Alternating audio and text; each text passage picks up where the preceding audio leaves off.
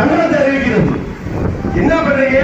Collector அனுமதி கொடுக்கிறாரு, பிள்ளையார் வசிக்கிறாரு. நாங்க பாகிஸ்தான் இருக்கோம், பாகிஸ்தான்ல கூட உட்பட வருங்காலங்கள் இல்லை.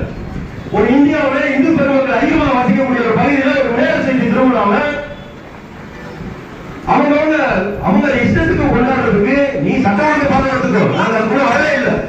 எந்த பிரச்சனையும் வரவே பாத்துக்கோங்க, சந்தோஷம். உங்களுக்கு தேவையான உணவுல இருந்து தண்ணீர்ல இருந்து காப்பீட்டுல இருந்து எல்லாம் நாங்க கொடுக்கிறோம். அரசு கொடுக்கிறாங்க, இந்த அமைப்புகள் கொடுக்குற சமூக கூட்டமைப்பு கொடுப்போம்.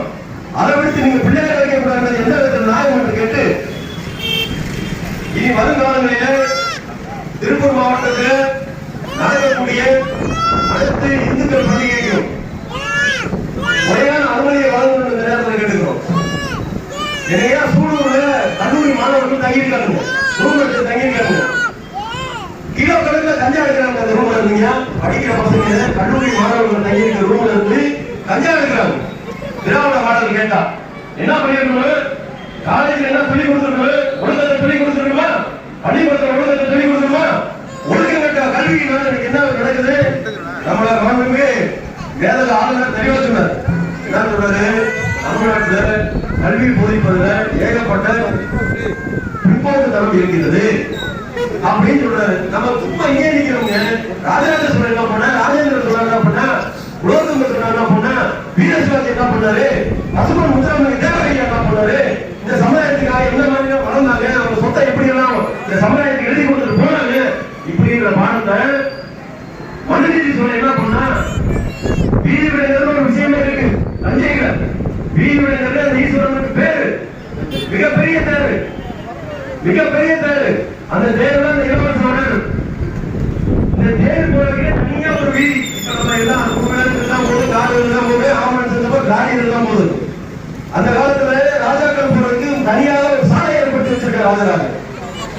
அந்த காலத்துல தேர் வீதி போறப்ப ஒரு இளங்கன்று, பசுங்கன்று இளங்கன்று தன் தாயிட்ட இருந்து ஓடி துள்ளி குதிச்சிருது. நமக்கு தெரியும் இளங்கன்று இங்க ஒரு குதி குதிக்க அங்க ஒரு குதிக்க ஓடி போய் தேர் காலில் போட்டு தேர் சக்கரை ஏறி இறந்து போகுது. இந்த இறந்த செய்தி உடனடியாக இன்னைக்கு எல்லாம் வந்து நம்ம கையில செல்போன் வச்சிருக்கோம், போன்ல பேசுறோம், மெசேஜ் அனுப்புறோம், இதுக்கெல்லாம் அப்புறம் தான் அங்க போகுது. உடனடியாக அரண்மனையில் இருக்கக்கூடிய அந்த மகாராஜாவுக்கு செய்தி போகுது. அழிந்தது சாம்ராஜ்யம் நிறைய வச்சிருக்காங்க. ஒரு மாடு கண்ணுக்குட்டி செத்ததுக்கு இவங்க எல்லாம் வராங்க, கூட இருக்க வண்டிமாடுலாம் வராங்க. இந்த மாடு ஒண்ணு பண்ணல, நேரா போய் அந்த நாட்டுல அந்த நாட்டு ராஜா என்ன பண்ணிருக்காரு, ஒரு மணியை கட்டி போட்டுருக்காரு.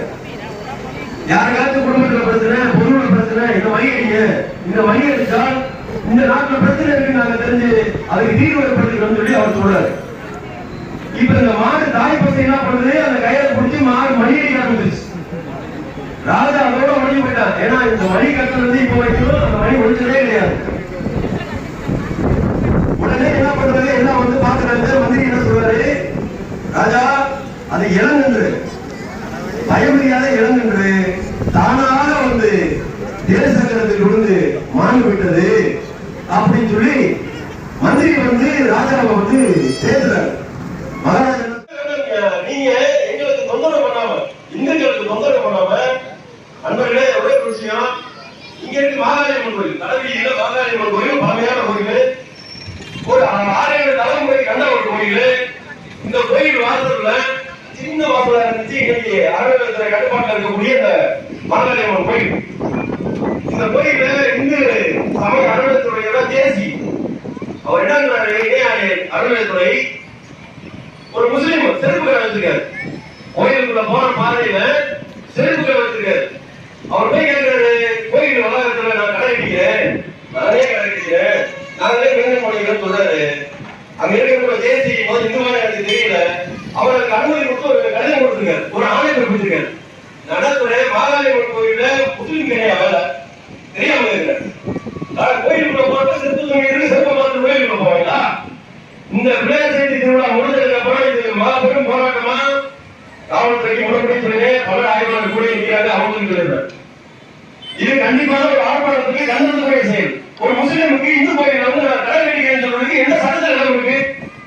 நான் கேட்கிறோம், அங்க போய் அவங்களோட பள்ளிவாசல் வம்புவாரி இடத்துல நாங்க ஒரு கோயில் கட்டிக்கிறோம், நாங்க வந்து ஒரு சாமி கொண்டாட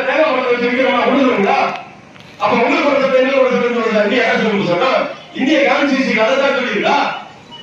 இதை மீண்டும் மீண்டும் நேற்று சொன்னதான், நம்ம பேசுறப்பே சொன்னோம், ஒரு பந்த தண்ணிக்குள்ள அமைதியே இருந்தீங்கன்னா கையெடுத்தோட மறுபடியும் எந்த ஸ்பீட்ல எந்த வேகத்துல அமுக்கணுமோ அதே வேகத்துல அந்த பந்தாடு வெளியே வரும்.